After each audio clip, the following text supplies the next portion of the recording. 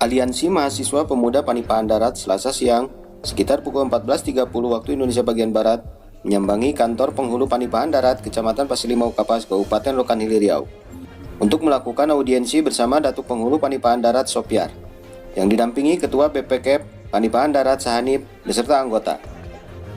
Maksud dan tujuan para mahasiswa ini mempertanyakan terkait bantuan langsung tunai atau BLT yang bersumber dari dana desa yang seharusnya bisa menjadi solusi yang tepat dalam penanggulangan dampak pandemi COVID-19.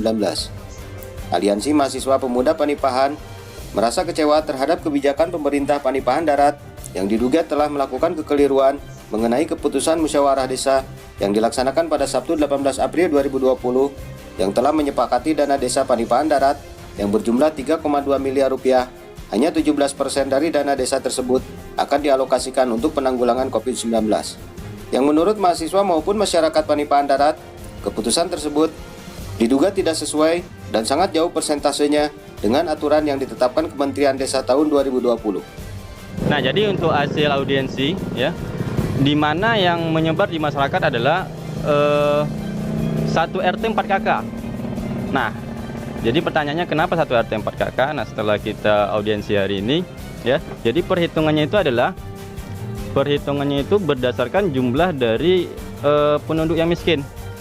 Nah, jadi dari keputusan ini saya merasa kecewa, ya, dan terjadi kekeliruan.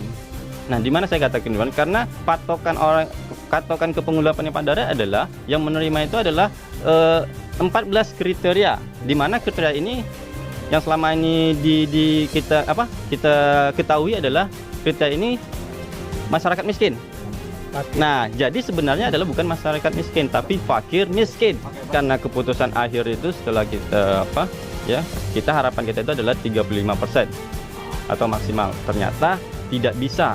Artinya namun belum dapat mempertahankan 17%. Iya, tetap mempertahankan 17% dengan alasan keputusan ini sudah bulat dan ketuk palu dan tidak bisa dievaluasi atau di PK. Yang jelas anggaran biayanya itu 540 juta rupiah. RAB-nya jelas ada. RAB-nya cuma nama-nama orang. Untuk terkait COVID-19 penggunaan dana. Untuk COVID-19 itu dana yang kita kucurkan itu untuk penanganan. Kalau untuk RAB itu kita hanya berbentuk satu set, bentuknya SL yang jelas kita melihat situasi dan kondisi. Dana COVID berapa? Untuk dana COVID yang diapakan oleh pemerintah selain dari BLT itu 150 juta. Kemudian untuk dana penanggulangan bencana itu 20 juta. 170 juta. Ada.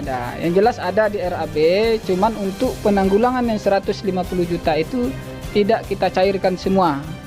Mustar Manurung mengabarkan dari kantor penghulu Panipahan Darat Kecamatan Pasir Limau Kapas, Kabupaten Rokan Hilir Riau.